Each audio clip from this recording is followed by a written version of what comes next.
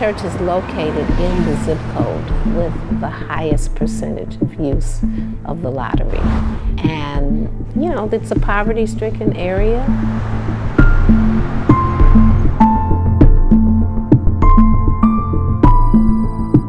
I think one of the things that we have is a situation where we see the government is the drug dealer when it comes to lottery.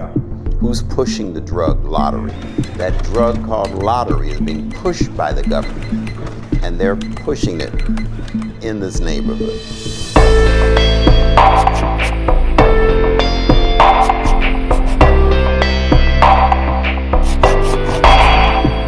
We served nearly 400 families with food because they don't have food, but yet they are spending money on the lottery.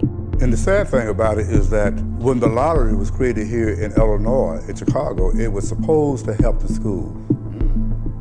And now they're getting ready to close, 48 schools, 4 of which are in this area here. We have the highest rate of crime. We have the most school closings. We have the poorest schools. Kids have to walk across several gang line or territory. Gambling have not helped the school. So who is it for? Is it for the rich or is it for the poor?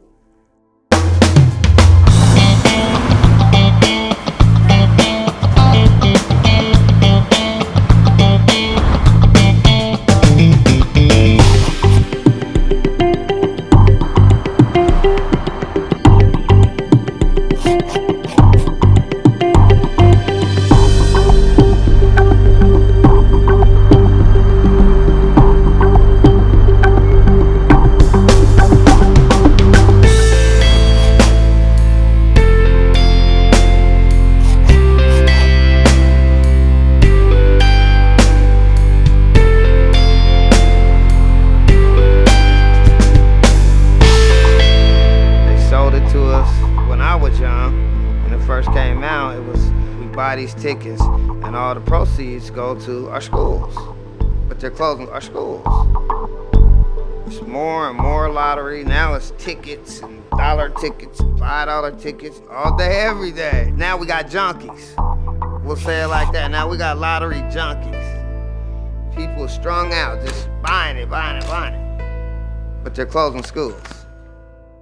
To date, more than $530 million has been raised for education by the North Carolina Education Lottery. More than 140 building projects are underway. Classroom sizes have been reduced. The way that we raise money for government says as much about our values and our principles as the way we spend it. Since 1964, the New Hampshire Lottery has raised over $1 billion to education, helping provide a better future for our kids and for us all. The idea that somehow playing the lottery indicates you're helping your community or you're helping your government or it's a patriotic kind of endeavor, that's a particularly disturbing message. Your heart is true, why don't you stand up and take a bow? Stand up and thank you for being a friend. Every time you play a New York lottery game, a portion of your sale goes to aid New York State school children, just like them. New York Lottery, everybody wins. The promise of the lottery is that it's going to be taking the money that it gets and putting it towards something like education. What we know is that it doesn't tend to actually play out that way. Only 1 to 5% of these states' K through 12 education budgets were being funded by the lottery. Only 5% at most. The other thing that we know is that states with lotteries actually don't end up spending more on education the way they say they will. So it's really a myth that lotteries help boost education spending. Look, I live in Los Angeles. The LA Unified School District is unfucking usable if you're interested in your kids getting an education and not getting stabbed. I have no idea where this money's going.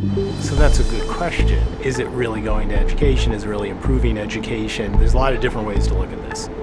If you have a state that says we've given $1 billion or whatever the figure is to education over the last 20 years, in a technical sense, that probably is true. So there really probably was a transfer of that much money from the lottery fund into the state's education fund or into the general revenues. The real question is, how much would have been spent on education if we didn't have a lottery? It doesn't enhance education funding, it just substitutes in for the pre-existing commitment to education. Then you can take some of what comes in from the lottery and you can apply it to other items within the budget. This is a shell game. We're not adding new dollars to education. We're not adding it.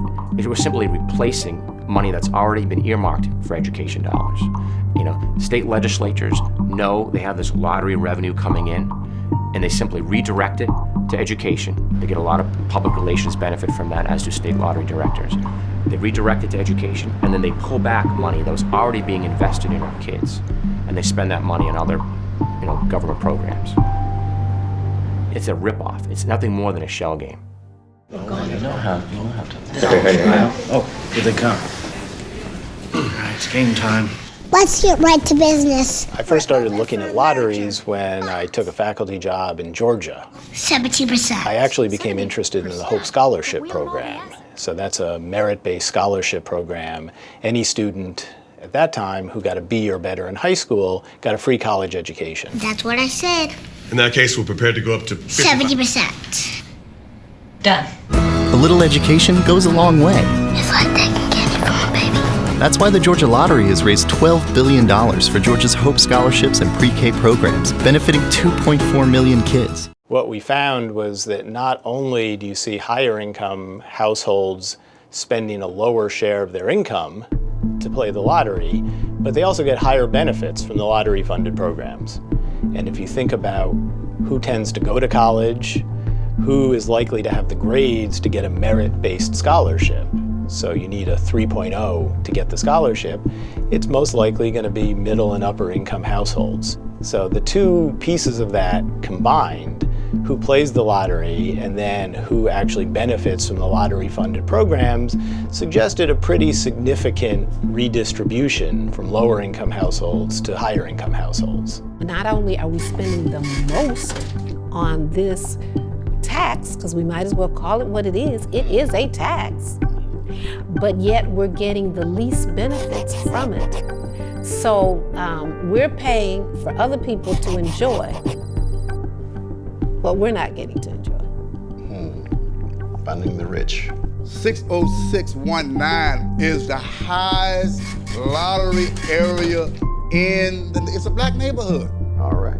People don't have jobs. People killing one another. And yet and still, we're going to the lottery. Instead of saving our money, we are putting our money into the lottery and not getting anything back.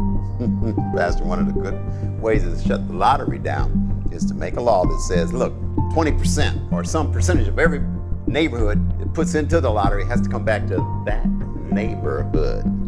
Boy, would that change things around. Because that means our neighborhood where we're located and sitting right now would be getting a huge amount of hundreds of millions of dollars coming right here to help this neighborhood out. And they wouldn't be closing full schools. They wouldn't, no, not at all. Hi, welcome to State Fair. I'm Michael Jones with the Illinois Lottery. We've had a lottery in Illinois since 1974, and we've raised over $18 billion for education, for bridges and roads, and for special causes like Veterans Cash, which benefits veterans programs in our state. So have a great time, and remember that the lottery is here to do one thing: raise money for important causes.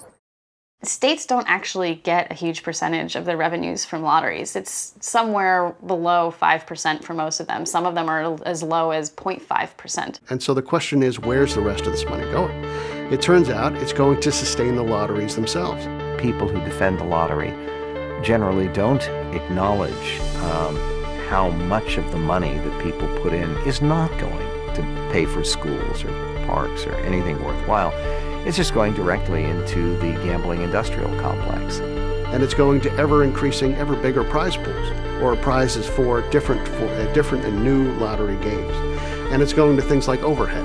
You look at the costs of running lotteries, typically about 35 cents of every dollar actually goes to the state, or that's the piece that the state keeps. The biggest chunk of that comes off the top, and that's to pay the prizes. So about 50 cents, usually on average, of the total amount that's spent on the lottery goes just to pay out the winners. Then usually around 15%, or about 15 cents on the dollar, goes for the administrative costs.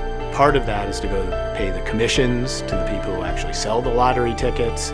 Part of that goes for advertising, part of it goes for other administrative overhead. So by the time you take the prizes and then the administrative costs out, you usually have about 35 cents on the dollar that actually goes to fund education or into the general revenues or wherever it goes. If you looked at any other tax and said, we're only going to actually net 35% of the total amount that we collect, nobody would accept a tax like that.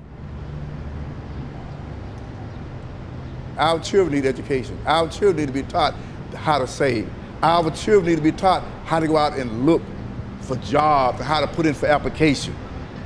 But the lotto teach them a mentality that if I put my money in the lotto, if I put my money in the gambling casinos, hey, I'm gonna get money, get rich, and I'm gonna live forever after that. Why? It don't happen. So our public education, right, hasn't benefited from state lotteries. So who has, right?